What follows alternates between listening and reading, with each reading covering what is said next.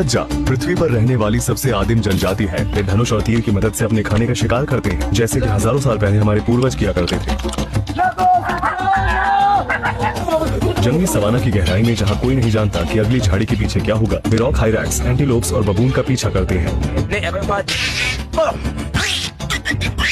हड्जा जनजाति जीवन को उसके मूल रूप में देखती और जीती है। वे गंदा पानी पीते हैं, लार्वा के साथ शहद खाते हैं और कभी कभी जानवरों के अपशिष्ट के साथ मांस भी खाते हैं। अगले 3 दिनों तक मैं उनकी जनजाति का हिस्सा बनूंगा और उनकी लाइफस्टाइल को देखूंगा। हड्जा जनजाति 50,000 से भी अधिक सालों से नॉर्थ तंजानिया में मौजूद इयासी झील के पास रह रही है और आधुनिक दुनिया के साथ उनका संपर्क लगभग 150 साल पहले हुआ था। वे हड्जानी बोलते हैं, जो कि क्लिक्स के साथ एक अनोखी भाषा है। सदस्य हमें उनके प्रमुख के पास लेकर गए। मेरा नाम साकुरो है। सकोरो, साकुरो, रूही। लड़की कहाँ है? चलो उन्हें ढूंढते हैं। उन्हें पहले से ही नहीं जाना चाहिए था। हे मुगेसा, हम हड्जा हैं और हमारी हजाबे जमीन पर आपका। सभी लोग यहाँ आ जाओ। शिकार करने की खूबी उनके पहनावे से साफ साफ नजर आ रही है। ये आपके सिर पर क्या है? बबून से।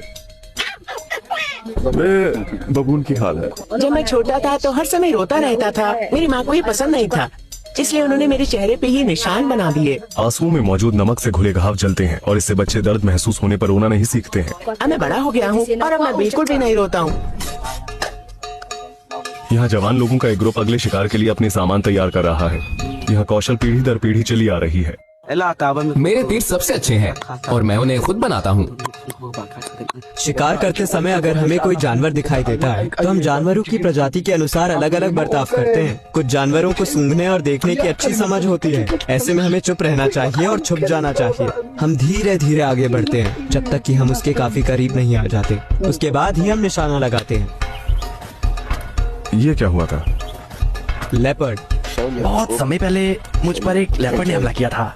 वे अपने तीरों को अनोखे पैटर्न के साथ बनाते हैं। अगर किसी का तीर खो जाता है और मिल जाता है तो इसी तरह पता चलता है कि यह किसका है।